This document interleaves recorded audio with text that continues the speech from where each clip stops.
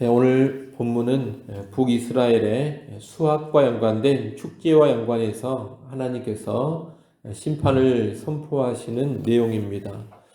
이스라엘은 풍성한 수확을 거두고서 타작마당에서 기뻐합니다. 그런데 1절에 보면 하나님은 이스라엘아 너는 이방 사람처럼 기뻐 뛰놀지 말라 하십니다. 왜 이런 말씀을 하십니까? 이스라엘은 바알을 섬긴 대가로 이런 풍성한 소출을 거뒀다고 생각하고 있기 때문입니다. 그래서 하나님은 네가 음행하여 네 하나님을 떠나고 각 타작마당에서 음행의 값을 좋아한다 이렇게 말씀하십니다. 우상인 바알을 숭배하는 영적 음행에 빠져 있음을 지적하시는 겁니다. 음행 가운데 누리는 이 풍요는 결코 이스라엘을 참된 복으로 이끌어가지 못합니다. 장차 심판이 임하게 되고 이스라엘은 풍요를 다 잃어버리게 될 것입니다. 2절은 누리던 풍요를 다 상실할 것에 대한 말씀입니다. 그뿐 아닙니다. 이스라엘은 여호와의 땅에 거주하지 못하게 될 것입니다. 3절에 보면 여호와의 땅이라는 말이 나오는데 3절에서 말하는 여호와의 땅은 가나안 땅을 가리킵니다. 그들은 더 이상 가나안 땅에서 살지 못하게 된다는 것입니다. 3절에 보면 에브라임 곧 북이스라엘은 애굽으로 다시 간다 이렇게도 말하고 있습니다. 애굽으로 다시 간다는 말은 진짜 애굽 땅으로 간다 이런 의미는 아닙니다. 이스라엘은 과거 애굽에서 노예 생활을 했습니다. 그런데 바로 그때의 상태, 다시 말하면 출애굽 이전에 압제를 받던 상태로 되돌아가 버린다는 뜻입니다. 이스라엘은 이제 아수르 제국에게 망해서 아수르의 포로가 될 것입니다. 그 아수르 땅에 포로로 끌려가 있는 것은 이스라엘의 죽음, 사망과도 같습니다. 다시 말하면 초상입니다. 당연히 포로로 끌려간 아수르 땅에서 먹는 음식은 초상집의 음식처럼 부정한 음식, 더러운 음식이 될 것입니다. 그래서 3절 하반절에 보면 아수르에서 더러운 것을 먹을 것이다. 그렇게 말씀하시는 겁니다. 상가 초상집의 부정한 음식은 여호와께 제물로 드리지 못합니다. 마찬가지로 아수르 땅에서 이스라엘은 더 이상 포도주나 떡을 여호와께 드리지 못할 것입니다. 또 명절과 여호와의 절기가 와도 아수르의 포로가 되어버린 그들은 아무것도 할 수 없게 됩니다. 제사도 절기도 지키지 못하며 여호와를 섬기는 일이 완전히 중단되어 버리는 겁니다. 북이스라엘이 아수르 제국에게 망할 때 멸망을 피해 살고자 애굽으로 피신하는 자들도 있을 겁니다. 그 당시 애굽은 강대국이었고 아수르 제국에 맞설 만한 상대로 여겨졌습니다. 그래서 아수르 제국이 북이스라엘을 침략할 때 애굽으로 피신 가면 우리는 살 수 있으리라 이런 생각을 하고 애굽 땅으로 피난 가는 그런 사람들이 있다는 겁니다. 하지만 6절에 보면 그들 역시 멸망을 당할 것이라고 합니다. 애굽으로 피신한 자들은 잠깐 동안은 멸망을 피하려는지 모릅니다. 하지만 애굽과 애굽의 중요한 도시인 놉은 그들을 모아서 장사 지내는 곳이 돼버릴 겁니다. 애굽으로 피신한 자들도 결국 그 애굽 땅에서 멸망하고 애굽에 있는 그들의 처소는 황폐하게 됩니다. 북이스라엘 백성은 어디로 가든지 멸망의 심판을 피하지 못하는 겁니다. 지금 풍요를 누리고 있는 이스라엘은 이러한 형벌의 날이 이르렀고 여호와 하나님께서 보응하시는 날, 심판하시는 날이 온 것을 알아야 합니다. 그런데 이 북이스라엘 백성은 이런 심판을 전혀 인정하지를 않습니다. 7절 가운데 부분에 있는 말씀, 선지자가 어리석었고 신에 감동하는 자가 미쳤다. 이 말은 패역한 북이스라엘 백성들이 하고 있는 말입니다. 그들은 죄를 지적하고 심판을 선포하는 선지자를 향해서 어리석다 이렇게 말합니다. 신에 감동하는 자, 다시 말하면 선지자인데 선지자가 미쳤다 이렇게도 말합니다. 선지자를 향해 이렇게 말할 정도로 북이스라엘 백성은 죄악이 많고 선지자를 향한 오난, 곧 미움이 큽니다. 심판을 선포하는 선지자를 미워하면서 어리석은 놈이다, 미친 놈이다 이렇게 조롱하고 욕하는 백성이 북이스라엘 백성인 것입니다. 그러니 얼마나 악하고 얼마나 폐역한 자들입니까? 8절 말씀은 번역이 좀 아쉽습니다. 8절 말씀이 개역 개정으로 번역된 이 말씀 보면 이해하는 것이 쉽지가 않습니다. 번역을 좀 다르게 하는 것이 적절합니다.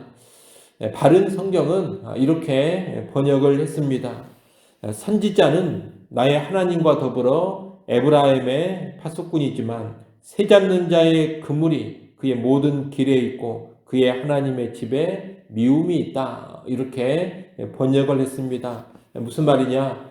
선지자는 하나님과 더불어 에브라임의 파수꾼 역할을 하는 사람이라는 겁니다. 하지만 에브라임은 새 잡는 그물로 새를 잡으려는 것처럼 선지자를 잡아서 제거하려고 합니다.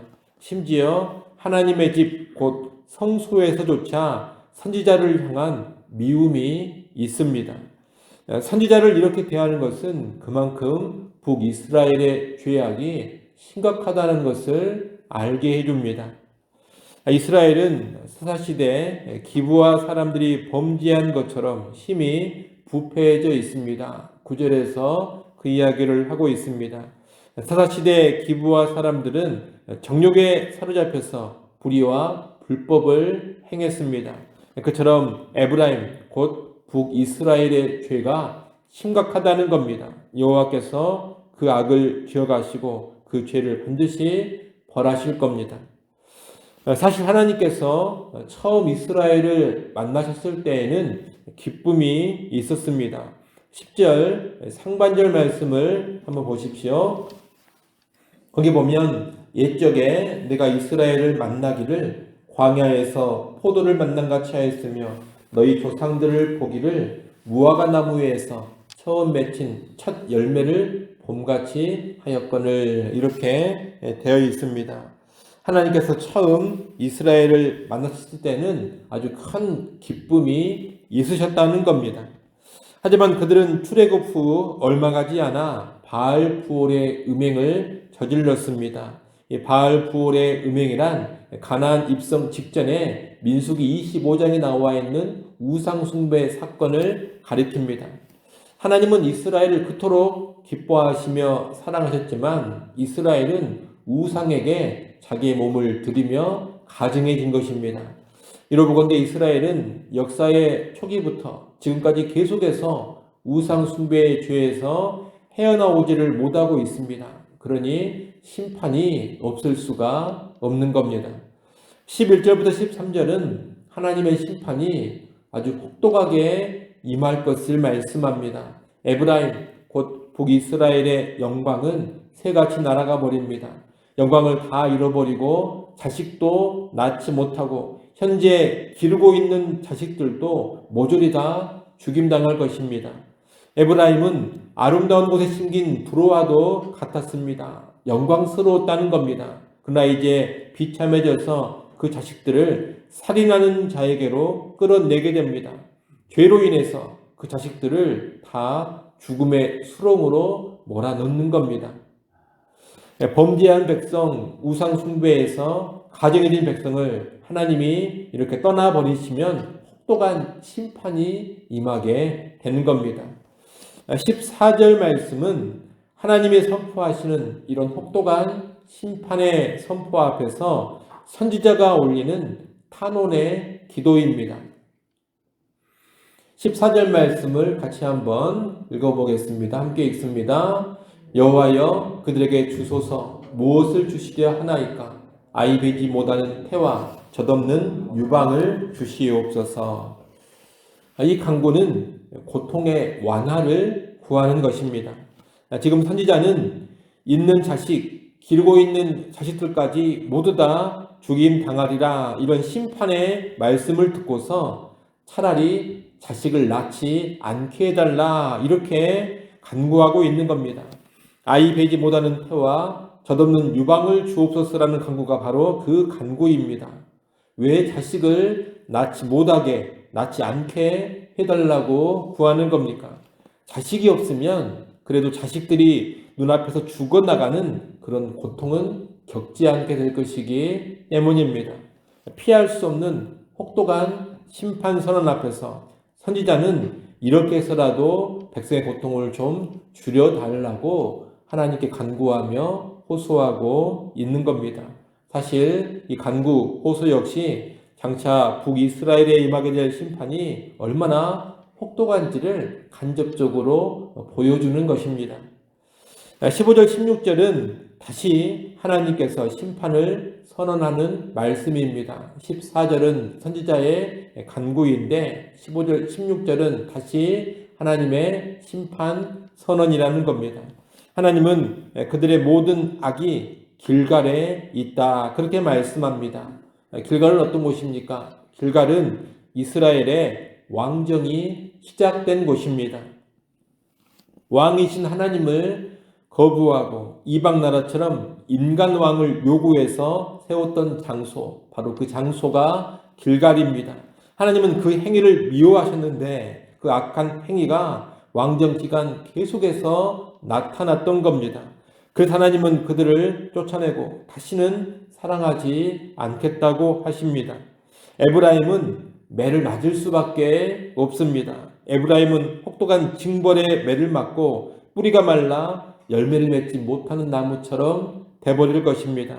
설령 아이를 낳는다 하더라도 하나님께서 그 태의 열매를 반드시 죽이실 겁니다.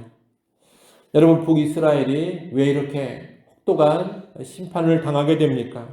17절에 나오는 말씀처럼 그들이 듣지 않기 때문입니다.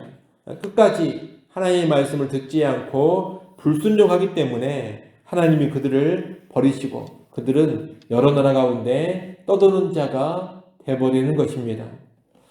이상이 오늘 말씀인데 우리는 오늘 말씀에서 간단하게나마 다음 세 가지를 배워야겠습니다. 첫째, 풍요 가운데 자신을 잘 살펴야 합니다. 여러분, 풍요를 누리더라도 여호와 하나님이 아닌 다른 우상을 섬기고 있다면 그것은 심판의 씨앗, 저주를 잉태하고 있는 겁니다.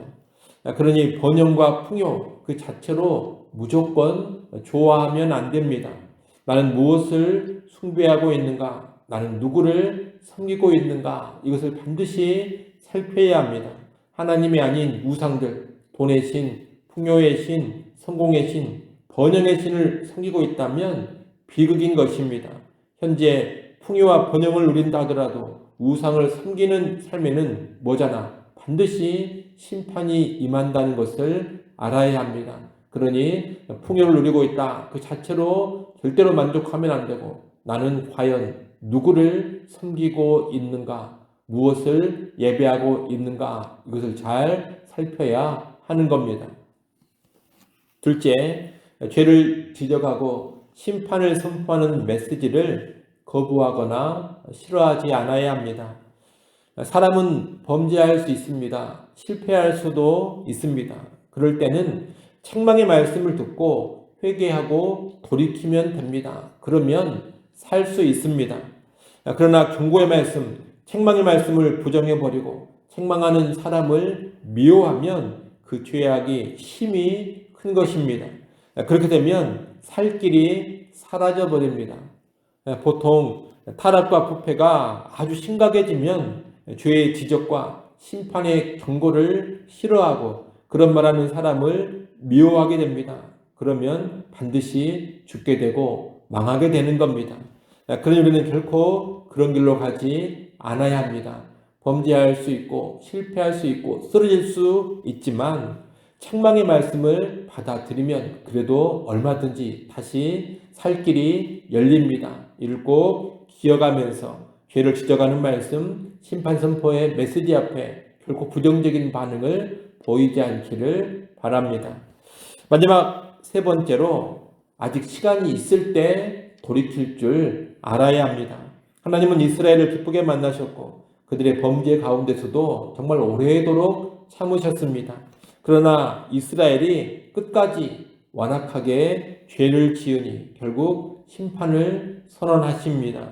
그리고 실제 북이스라엘은 아수르 제국에게 멸망당하면서 아주 혹독한 심판을 당하게 됩니다.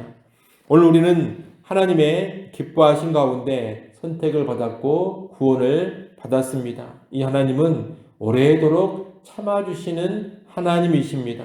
하나님 우리가 범죄에도 정말 오래 참아주시면서 계속 권면하시고 경고하시고 돌이키라고 말씀하십니다.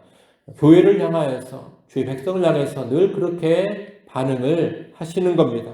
그러나 그럼에도 불구하고 끝까지 돌이키지 않는다면 결국에는 무서운 징벌을 받게 됩니다. 그러니 하나님께서 오래 참으실 때, 죄를 지적하고 경고해 주실 때, 돌이키라고 말씀하실 때, 그때 돌이킬 줄 아는 교회, 돌이킬 줄 아는 신자가 되어야 합니다. 그러면 비참함을 겪지 않을 겁니다. 이를 꼭 기억하시고 아직 하나님이 오래 참으시며 기회를 주실 때, 시간을 주실 때 꼭 돌이킬 수 있는 그런 지혜로운 교회, 지혜로운 주의 백성들이 될 수 있기를 간절히 소원합니다. 기도합니다. 하나님 아버지, 풍요와 번영 속에서 우상을 섬기지 않게 하여 주옵소서. 풍요와 번영 그 자체가 중요한 것이 아니라 누구를 섬기고 있느냐가 참으로 중요한 것을 깨닫게 하셔서 여호와 하나님을 바라보게 하시고 여호와 하나님만을 섬기는 주의 백성들 되게 하여 주옵소서. 경고와 책망의 말씀 거부하지 않기를 원합니다. 경고하고 책망하는 사람 미워하지 않기를 원합니다. 하나님의 말씀이 우리에게 책망으로 다가올 때 마음을 열고 그 책망의 말씀, 경고의 말씀을 받아들이고 겸손히 반응케 하여 주옵소서. 오래도록 참으신 하나님께서 돌이키라고 말씀하시고 선포하실 때 돌이킬 줄 아는 사람 되게 하여 주옵소서. 그래서 비참함을 겪지 않게 하여 주옵소서. 아버지 하나님, 이 새벽 시간 하나님 앞에 다시금 엎드립니다. 겸손하게 간구하는 시간 되게 하시고 하늘의 은혜를 누리게 하여 주옵소서. 주일 허락하셔서 감사합니다. 우리 모든 성도들이 하나님 앞에 기쁘게 나와 영과 진리로 예배케 하여 주옵소서. 성삼위 하나님께 영광 올리는 예배가 되게 하시고 하나님 예배 시간마다 임재하셔서 영광 받으시고 하늘의 문을 여시고 필요한 모든 것으로 충만하게 채워 주옵소서. 예배 요원들 강하게 붙잡아 주시고 성령으로 충만케 하시며 주일학교 모든 모임 가운데도 은혜만이 가득케 하여 주옵소서. 예수님의 이름으로 기도드리옵나이다. 아멘.